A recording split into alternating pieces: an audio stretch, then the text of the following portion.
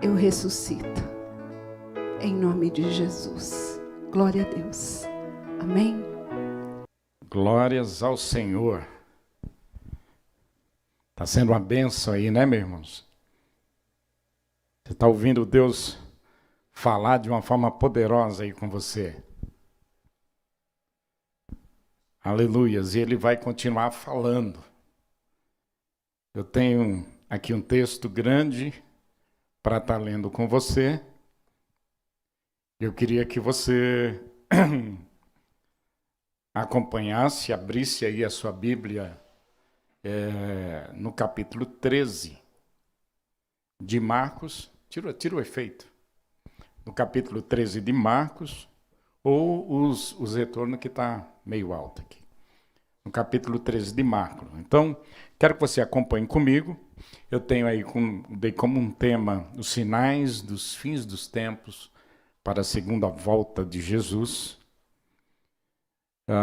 E eu gostaria de ler esse capítulo todo, porque é um capítulo assim, bem grande de Deus. Jesus vai falar sobre os sinais dos fins dos tempos em Marcos capítulo 13, também em Lucas 21, e também em Mateus capítulo 24. E eu vou usar Marcos 13 para conversarmos um pouco sobre esse assunto. Diz assim no capítulo 13, a partir do verso 1, diz que quando ele estava saindo do templo, um dos seus discípulos lhe disse: "Olha, mestre, que pedras enormes, que construções magníficas. Você está vendo todas essas grandes construções?" Perguntou Jesus. "Aqui não ficará pedra sobre pedra, serão todas derrubadas." Tendo Jesus se assentado no Monte das Oliveiras, de frente para o templo, Pedro, Tiago, João e André lhe perguntaram, em particular: "Dize-nos quando acontecerão essas coisas, e qual será o sinal de que tudo isso está prestes a cumprir-se?" Jesus lhes disse. É interessante que Jesus aguçou, a vontade dos discípulos, a respeito dessas questões dos finais do tempo e da segunda vinda dele, falando sobre a derrubada do templo. E Jesus lhe disse: "Cuidado que ninguém os engane, pois muitos virão em meu nome dizendo: 'Sou eu', e enganarão a muitos. E quando ouvirem falar de guerras e rumores de guerras, não tenha medo. É necessário que tais coisas aconteçam, mas ainda não é o fim. Porque nação se levantará contra nação, e reino contra reino, haverá terremotos em vários lugares e também fomes. Essas coisas são o início das dores. Fiquem atentos, pois vocês serão entregues aos tribunais e serão açoitados nas sinagogas. Por minha causa vocês serão levados à presença de governadores e reis, como testemunho a eles. É necessário que antes o evangelho seja pregado a todas as nações. Sempre que forem presos e levados a julgamento, não fiquem preocupados com o que vão dizer. Digam tão somente o que lhes for dado naquela hora, pois não serão vocês que estarão falando, mas o Espírito Santo. O irmão, nos últimos tempos, trairá seu próprio irmão, entregando-o à morte. E o mesmo fará o pai a seu filho. Filhos se rebelarão contra seus pais e os matarão. Meu Deus! Todos odiarão vocês por minha causa, mas aquele que perseverar até o fim será salvo. Quando vocês virem o sacrilégio terrível no lugar onde não deve estar, quem lê entenda, então que estiveres na Judeia, fuja para os montes. Quem estiver no telhado da sua casa, não desça nem entre em casa para tirar dela coisa alguma. Quem estiver no campo, não volte para pegar seu manto. Como serão terríveis aqueles dias para as grávidas e para as que estiverem amamentando. Orem para que essas coisas não aconteçam no inverno, porque aqueles serão dias de tribulação como nunca houve desde que Deus criou o mundo até agora e nem jamais haverá. Se o Senhor não tivesse abreviado tais dias, ninguém sobreviveria. Mas, por causa dos eleitos, por eles escolhido, ele os abreviou. Se, então, alguém lhes disser, vejam, aqui está o Cristo, ou vejam, ali está ele, não acredite, pois aparecerão falsos cristos e falsos profetas que realizarão sinais e maravilha para, se possível, enganar os eleitos. Por isso, fiquem atentos.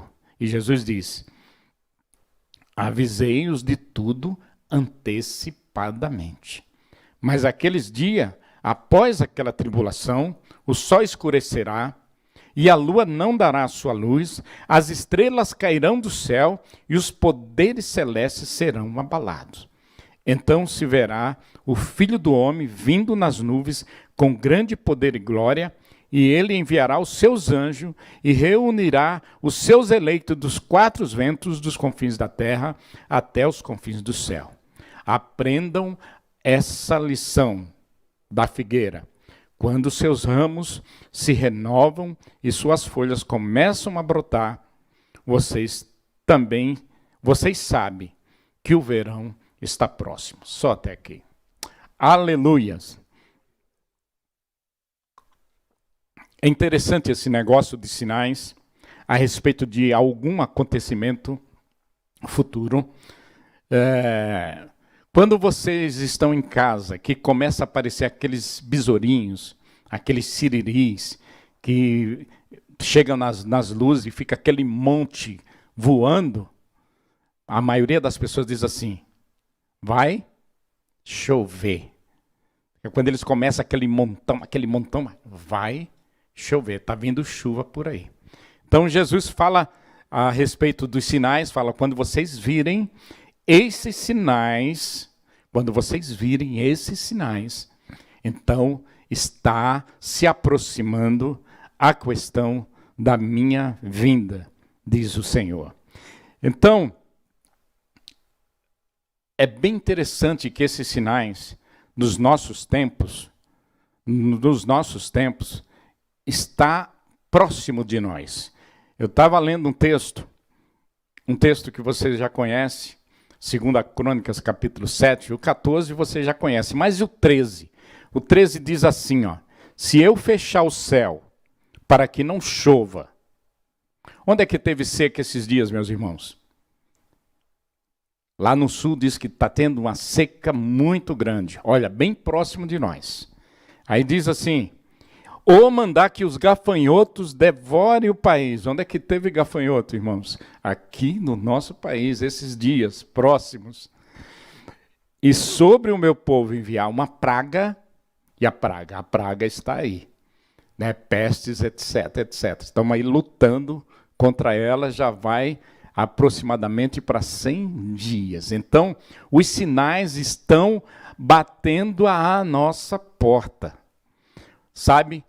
Todas as vezes que a terra esteve contaminada, e a terra está contaminada por transgressões, iniquidade, a iniquidade nos nossos tempos tem aumentado de uma forma tremenda. Todas as vezes que aconteceu isso na terra, algum fenômeno de purificação aconteceu. Então, você vê lá na época de Noé o que aconteceu. Então, nós vamos ver sinais acontecendo que dá essa previsão para que o Senhor Jesus esteja voltando. Hoje, nos nossos tempos, esse tema é um tema que está bombando aí no YouTube, bombando na internet, no Face, e tem muita gente falando muita coisa, muita abobrinha, muita coisa. E é por isso que eu resolvi conversar um pouco com vocês a respeito desse tema. Romano 1,18, se o Regis puder colocar aí, diz que do céu se manifesta a glória de Deus, se revela a ira de Deus sobre toda iniquidade e pecados e maldade dos homens, né? Que detém a verdade, a respeito de Deus. Na NVI é um pouquinho diferente, mas aqui na linguagem de hoje diz assim, ó, que do céu do céu, Deus revela a sua ira contra todos os pecados e todas as maldades das pessoas que, por meio das suas más ações, não deixam, prestem bem atenção, não deixa ou detém, não deixa que os outros conheçam a verdade a respeito de Deus. Ora, irmãos, quem é que tem a verdade a respeito de Deus? Quem tem a verdade a respeito de Deus é a igreja. E a igreja, nesses últimos tempos, deteve a verdade a respeito de Deus, porque ela ficou entre quatro paredes e não manifestou essa verdade a respeito de Deus para as outras pessoas. A igreja se tornou uma igreja de consumo. E Deus diz hoje, essa igreja de consumo acabou. Esse é o tempo da igreja de resposta. Deus diz, chega de eventos, chega de cultos motivacionais, de pregações motivacionais, que é o que mais a gente vê. Deus vai fazer isso, Deus vai fazer aquilo na tua vida. Bota esse rosto para cima, levanta, vai para frente que a coisa vai acontecer. Deus está dizendo, essas pregações, esses cultos motivacionais acabaram. Cultos de entretenimento acabou. Sabe, irmãos, Deus parou de lá, de onde ele estava, e falou, tudo que vocês estão fazendo não me glorifica. Vão tudo para casa, para refletir.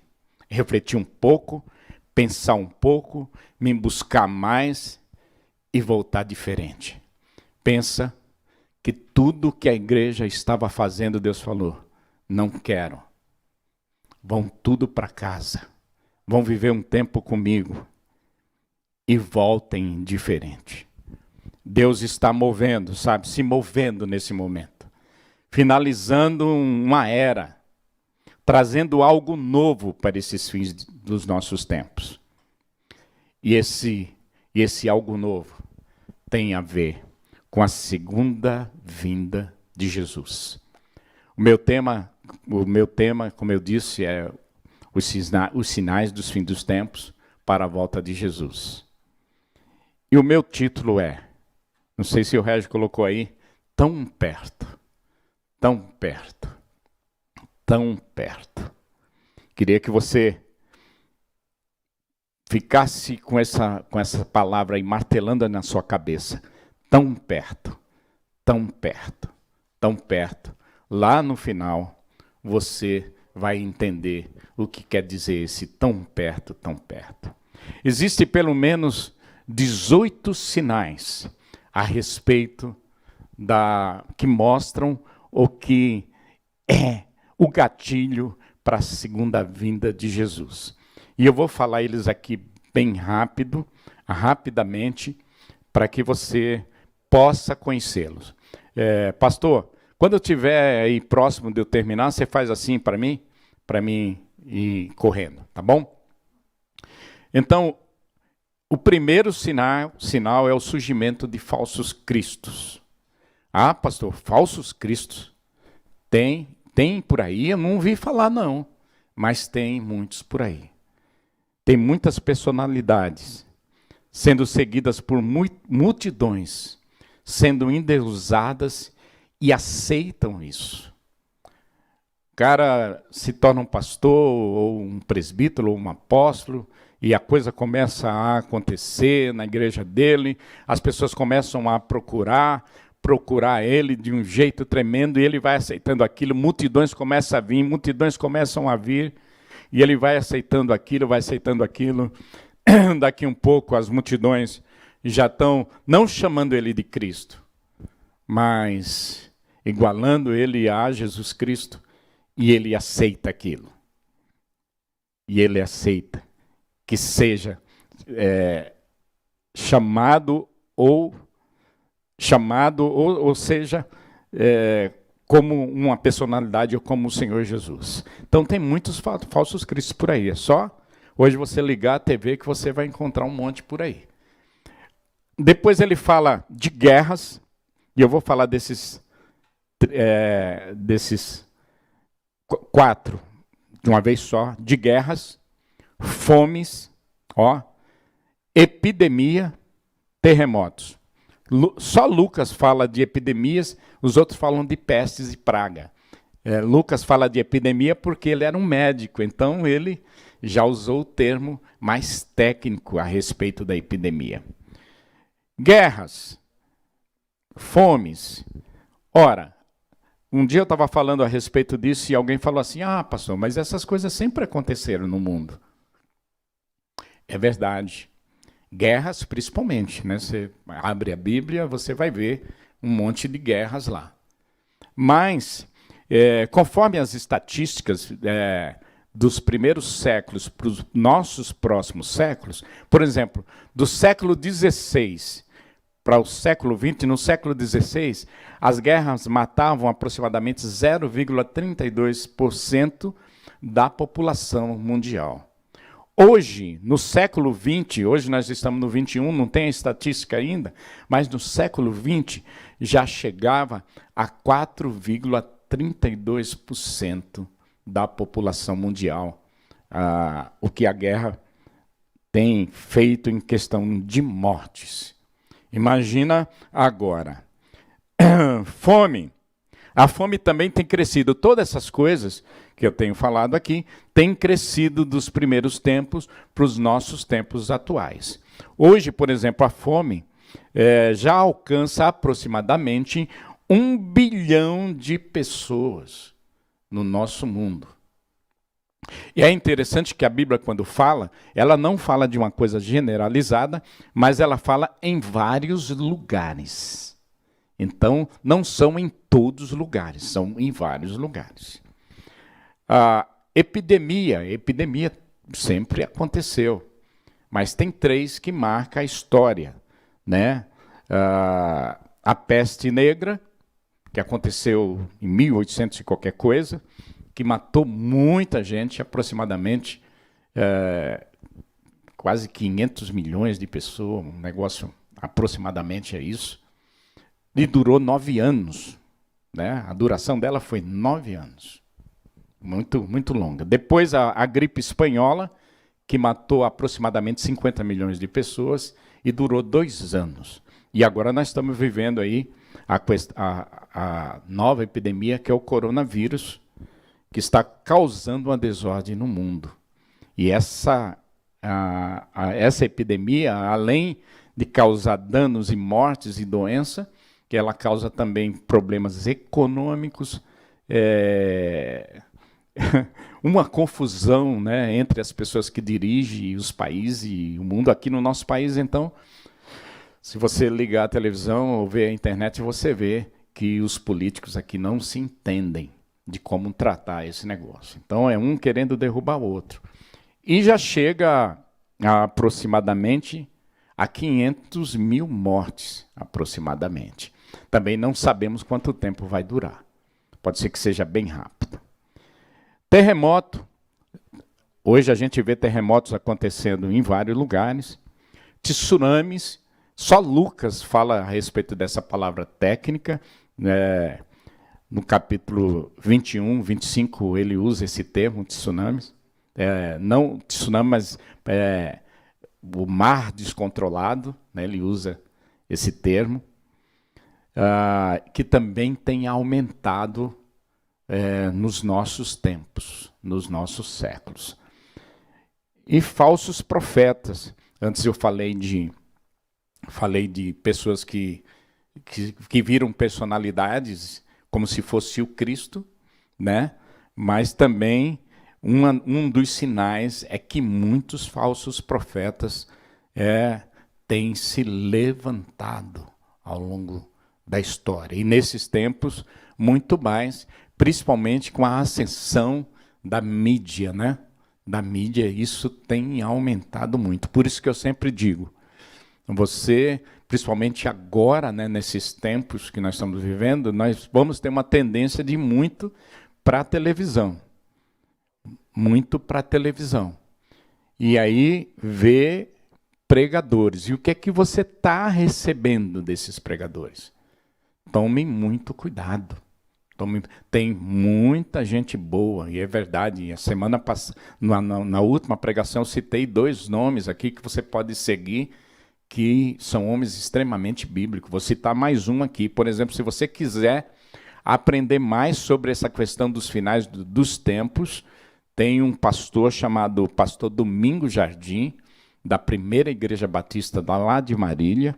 Ele tem uma série de pregação a respeito dos fins dos tempos, Apocalipse, os finais dos tempos. Ele tem 14 ou 15 pregações a respeito desse tema. Se você quiser aprender mais, vai lá.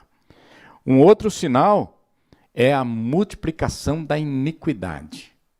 Gente, a iniquidade é tudo que está relacionado a pecado, mas é uma coisa nojenta, né? É uma coisa potencializada. E a gente vê isso no nosso país, que é uma coisa tremenda, né? A gente vê grupos querendo, inclusive, aprovar leis, né? Para que...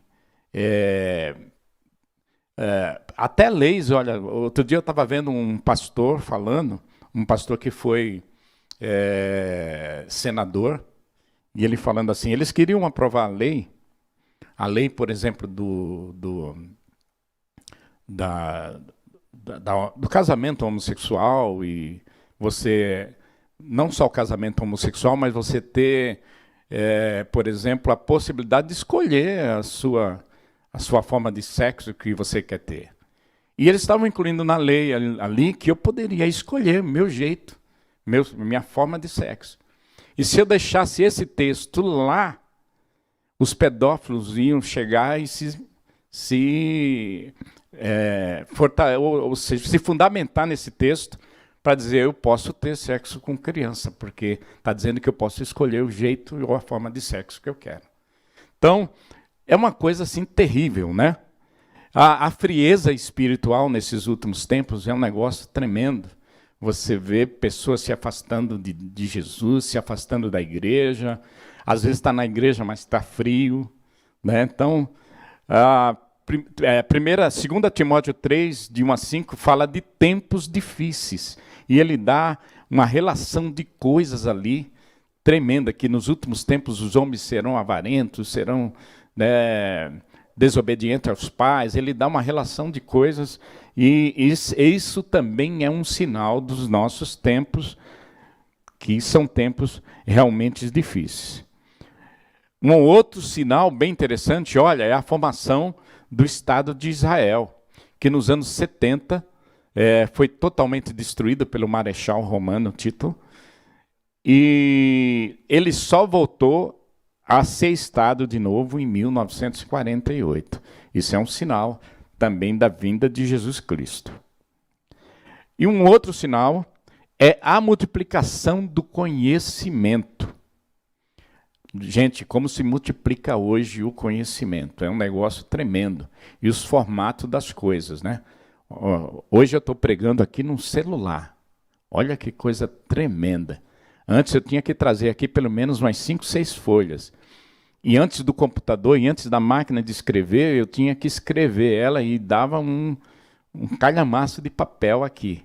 Hoje eu estou aqui com o celular. Por exemplo, no ano de 1956 foi feito o primeiro disco rígido, que tinha 5 MB. Sabe quanto pesava esse disco rígido? Era 1 tonelada. 1 tonelada, 5 MB. Hoje eu tenho, acho que já tem num cartãozinho de memória, 32 GB, não tem? Já tem, né? 32 GB num cartãozinho que deve pesar o quê? 1 grama, 2 gramas. Que coisa tremenda. Então, hoje, por exemplo, existe a maior companhia de táxi que não tem um carro. A Uber, né? E hoje, por exemplo, você não vai mais na locadora assistir filme, alocar vídeo, né? Você loca até do seu celular e assiste em casa. É um negócio, tem plataformas aí tremendas.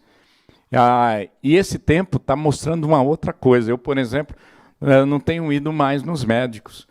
Ele me atende pelo celular, online. Ele me atende em casa. Eu sentadinho em casa, ele me atende. Olha, passa todos os exames e eu vou fazer os exames. Olha que coisa, a tendência do que está acontecendo.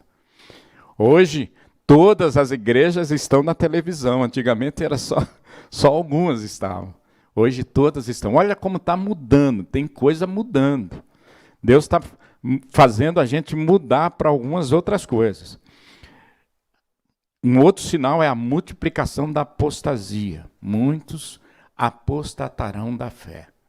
Muitas pessoas que andaram aqui com você, pastor, líderes, pessoas fortes dentro da igreja. Apostatar não é só sair da igreja, isso é desviar. Mas apostatar é quando você sai da igreja, deu o seu coração um dia para Jesus, e agora você está dando o teu coração para um outro Deus. Isso é apostasia. E isso tem se multiplicado. Perseguição dos cristãos. Jesus diz, sereis odiado de todos. Amados, isso será inevitável. A gente vê aqui no nosso Brasil as pessoas às escondidas aí fazendo leis para prejudicar as igrejas evangélicas. E nós, como os evangélicos, evidentemente, nos levantamos e oramos, nos arrepiamos, ficamos apavorados com essa questão, porque a gente não quer que nosso país seja que nem outros países que perseguem os cristãos, que eles têm que ficar escondidos para poder adorar a Deus. Mas eu quero dizer para você, vai ser inevitável. Os apóstolos, lá em Atos, logo no começo, foi um sucesso. Eles pregaram, veio 3.000, 4.000, foi crescendo, a igreja cresceu. Chegou num momento que a igreja ficou em paz, que diz, a igreja ficou em paz. Sabe o que aconteceu, irmãos? Deus mandou uma perseguição daquela que espalhou todo mundo. E daí a igreja começou a crescer de novo. É inevitável, isso vai acontecer, está profetizado na palavra, mas também está profetizado que o Senhor vai nos proteger muito das perseguições. Muitos serão mártires, mas muitos serão protegidos. Tem uma passagem em Apocalipse que tem um anjo que ele sai e diz que ele põe o pé no mar e o outro pé na terra. Imagina o tamanho desse anjo. E ele fala assim, venham os 4 anjos dos 4 cantos do mundo e derrame a ira do Senhor que tem que ser derramada sobre a terra. E aí quando eles estão indo, ele fala, espera aí um pouquinho. Vocês só não afetam aqueles que têm o sinal do Senhor Jesus. Então o Senhor vai nos proteger nessas coisas que vai estar acontecendo. Mas elas irão acontecer. Olha, a igreja no Brasil vai ser perseguida. Para que os cristãos saiam dessa comodidade, desse cômodo e comecem a pregar a palavra de Deus. Ai, ai. É triste, mas é verdade. E os últimos sinais é o derramamento do Espírito Santo sobre toda a carne, profetizado por Joel e levantado por Pedro. E começou lá em Atos, mas ainda não terminou. Porque o derramamento do Espírito Santo ele tem 2 coisas, irmão. O Espírito Santo convence o homem do pecado, da justiça e do juízo. Isso é derramamento do Espírito Santo. Ele precisa chegar na pessoa. E para que ele chegue, esse derramamento aconteça, eu preciso pregar. Como eles vão ouvir? Diz Romanos, se não há quem pregue. A igreja nesses últimos tempos pregou para ela mesma. Nós ficamos um tempo pregando para nós mesmos aqui. Mas precisa haver esse derramamento do Espírito Santo. E esse derramamento do Espírito Santo ele pode ser conclusivo na hora que a pessoa aceita o Senhor Jesus, atende ao chamado dele. E aí ele se conclui. O 16 é o Evangelho será pregado em todas as nações, de Marcos 10, 13, 10. E então virá o fim. O 17 é o arrebatamento. Não importa a sua posição, se é antes ou depois, né? O arrebatamento acontece antes ou depois da tribulação, mas ele é um sinal da vinda de Jesus. Espera um pouquinho, Regi, nesse aí, tá bom? Ele vai acontecer. E depois virão os sinais da natureza, que é o sol, né, escurecendo, a lua escurecendo e ficando vermelha, as estrelas caindo, etc, etc. Então, esse é o sinal da vinda do Senhor Jesus. Mas eu quero me ater, porque esses só irão acontecer depois que acontecer isso aqui, ó. O evangelho será pregado e então virá o fim. Percebam que o será está no imperativo. Ele será pregado, queira eu ou não. A palavra diz: se as pedras, se eu me calar, as pedras clamarão. E Deus, eu entendo que Deus nos levou para casa nesse tempo, para que haja um negócio diferente nas nossas vidas. E a gente volte com a missão que Deus deu para a igreja desde o início. Olha só, dá para colocar, o Regis, esse segundo também, ele consegue sair aqui, atrás, para que o povo que está aqui dentro possa ver? Deixa eu mostrar uma estatística interessante para você. Olha, existe na nossa população mundial 7,6 bilhões de pessoas nesse nosso tempo. 5,4 bilhões de pessoas têm a Bíblia em sua língua. Olha que coisa fantástica, gente. Não é fantástico, não é? Não é? Amém? Hoje eu tenho público aqui, é pouco, mas tem. Eu quero ouvir um amém aí. Eu sei que vocês estão de máscara, eu não consigo ver a boca de vocês mexer, mas beleza. Ó, 631 milhões têm o Novo Testamento. Olha que coisa legal. E 406 milhões têm porções ou seções da Bíblia. Mas 209 milhões não tem nada. Agora, eu estava aqui pensando, esses dados eu peguei lá da pregação do pastor Domingos Jardim. Ele diz que isso aqui vem da Organização Mundial de Missões. 209 milhões em relação a 7,6 bilhões de pessoas, 209 milhões, gente, não é nada. Não é verdade? Não é nada, gente. É um pouquinho. Por isso que eu disse assim, ó, tão perto, tão perto, tão perto. Vocês não acham, pessoal, que está tão perto? 209 milhões não é nada. Se Deus levantar a igreja for para cima, Jesus vai voltar já. Já. Já. Só basta mesmo a igreja querer. Eu estou concluindo. Estou concluindo. Sabe? Nós precisamos mudar. Deus, como eu disse no início, nos levou para um tempo, para que a gente volte com um propósito correto. João Batista, João Batista, ele veio, profetizado por Isaías e por outros profetas, dizendo que ele veio para preparar o caminho para aquele que viria. E ele, quando vê Jesus, ele fala, olha, esse é o cara. E ele vindo, acabou o meu propósito. Vai começar o dele. E aí, quando Jesus se batizou e foi lá e passou aqueles dias lá no deserto, 40 dias, ele voltou conversando com João Batista. E aí os discípulos de João Batista começaram a seguir Jesus.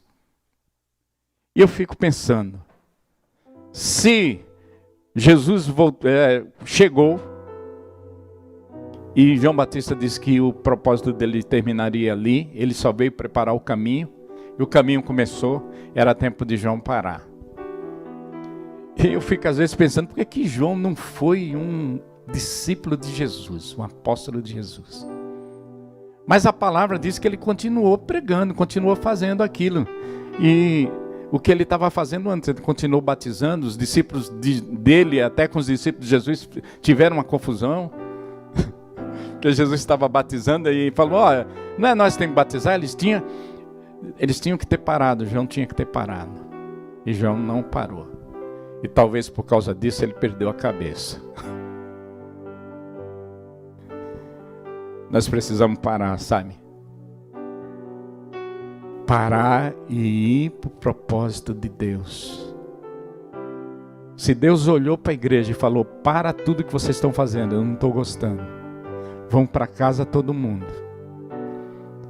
E volta no meu propósito. Sabe, os apóstolos, lá em Atos, no capítulo 5 de Atos, depois de toda aquela pregação, depois de todas aquelas conversões, começou a acontecer curas e milagres e tantas coisas acontecendo. O texto diz que até a sombra de Pedro passava e curava. Não é legal isso, irmãos? Mas sabe o que Deus fez? Pegou todos eles e mandou para a prisão. Ficou tudo preso lá. Daí, à noite, foi um anjo e soltou eles. E o anjo disse, volta e prega a palavra da vida. Vocês saíram do propósito. Não podemos voltar, amados, do mesmo jeito. Mas precisamos voltar diferentes. Eu entendo que o que Deus está começando a falar para a igreja é falar que ela precisa vir aqui para adorar, mas ela precisa sair para fora e pregar. Ela precisa sair e falar de Jesus, porque falta tão pouco, irmão. Essa volta vai exigir de mim não o que eu quero fazer, mas o que é necessário fazer. Aleluias. Irmãos, são só 209 milhões da população mundial que precisam ouvir de Jesus.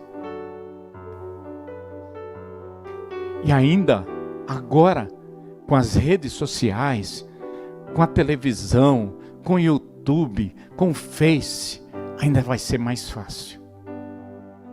Não podemos ficar de braço cruzado, porque está tão perto, tão perto, tão perto de Jesus voltar. Só basta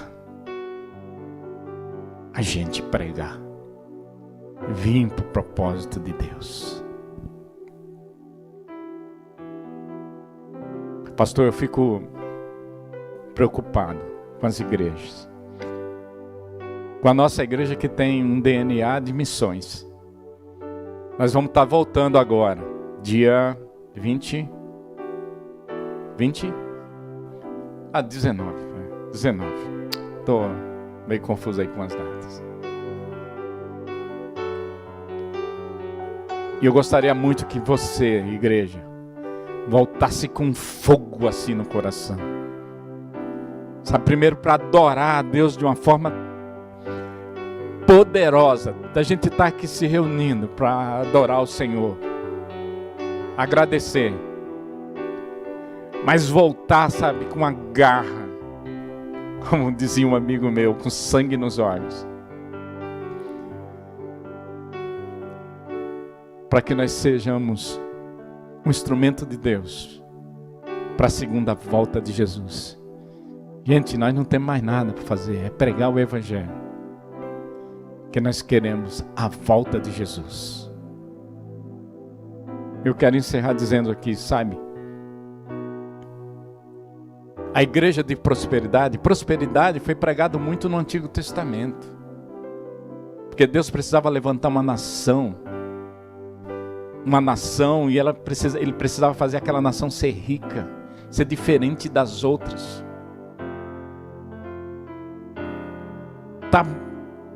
Prosperidade está muito relacionado com o Antigo Testamento. A obra de Jesus, o ministério de Jesus, quando ele começou, tinha muita cura, milagres, sabe, muitas maravilhas, muitas coisas acontecendo. Mas isso não é as boas novas. Ele ainda ia morrer,